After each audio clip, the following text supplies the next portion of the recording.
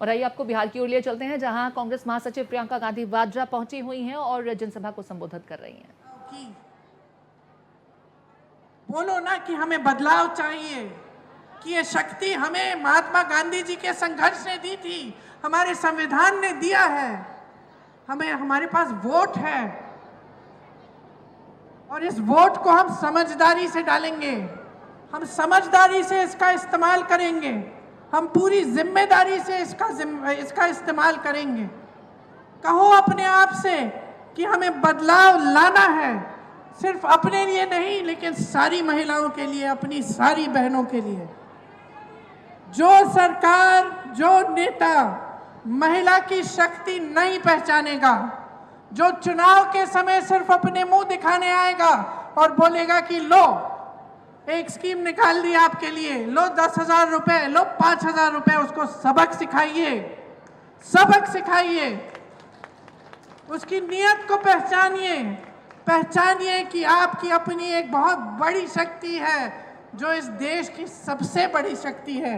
इस देश का भविष्य आपके हाथों में है, बच्चों को आप पालती हैं, नई पीढ़ी आपके हाथों में है, आप शिक्षा देती हैं, आप समझाती हैं, आप नैतिकता की बात उनसे करते हैं, आप संघर्ष करके स्कूल पहुंचाती हैं, उनको शिक्षा दिलवाती हैं, रोजगार करती हैं, संघर्ष करती हैं। तो मैं सिर्फ इतना कहना चाहती हूँ कि अपनी शक्ति को पहचानिए, खड़े हो जाइए, जो सामने आता है, जो जो स्कीमें आपको बताता है उसको पहचानिए, जो सचमुच आपकी भलाई चाहता है उस नेता को भी पहचानिए। मेरे भाई राहुल गांधी ने पूरे देश में संघर्ष किया, किस लिए? सामाजिक न्याय के लिए। और सामाजिक न्याय में शामिल क्या है कि महिलाओं को न्याय मिलना चाहिए, कि महिलाओं को सम्मान मिलना चाहिए। इसलिए आज ज़्यादा लंबा नहीं बोलूँगी, सिर्फ ये कहूँगी कि चुनाव आने वाला है, परिस्थितियों को समझ लीजिए।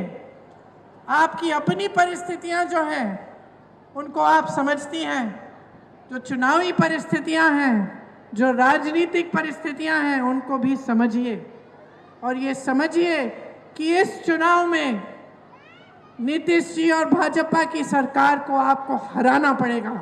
अगर आप सम्मान चाहते हैं, अगर आप न्याय चाहते हैं, तो एक नई सरकार बिहार में बनानी बहुत ही ज़रूरी, बहुत ही महत्वपूर्ण है।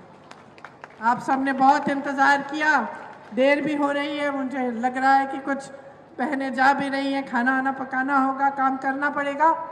इसलिए आप सबको बहुत बहुत धन्यवाद कि आपने इतनी ध्यान से मेरी बातें सुनी। जय हिंद।